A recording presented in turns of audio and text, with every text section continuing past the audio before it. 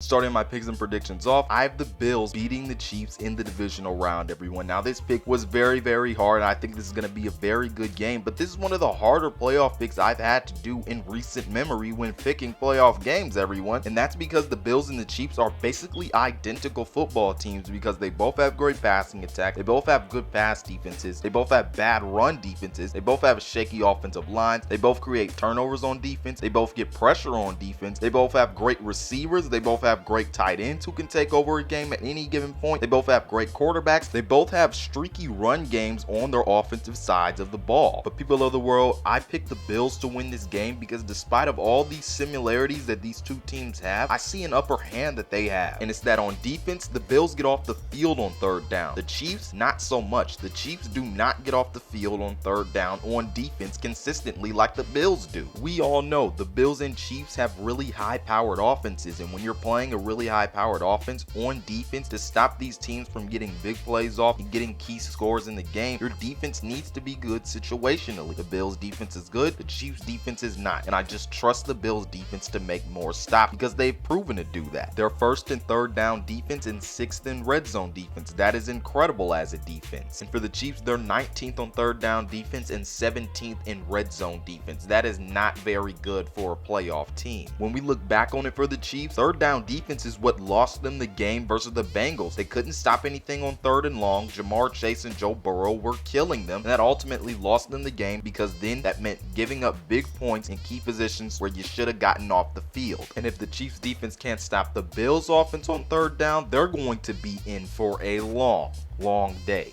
And I'm not confident that the Chiefs defense can get really pivotal stops on third down and in the red zone because they haven't proven to do that. The Bills defense has proven to do that all year long, and they did that versus the Chiefs earlier this year. Getting pressure on the defensive line is also really key in getting stops on third down, and the Bills are one of the best teams in the league at getting pressure on third down, and the Chiefs really had a hard time last week handling Cam Hayward and TJ Watt. Everyone, in my mind, this is going to be a really good game where both teams battle back and forth through the air with their passing attacks, but really when I look at it, the Bills have the upper hand because they play better situational football on defense, and if you can't get off the field versus high-powered offenses, then you're in for some trouble. I trust the Bills more to get key stops than I do the Chiefs to get key stops on defense. So I'll take the Bills to win by a touchdown.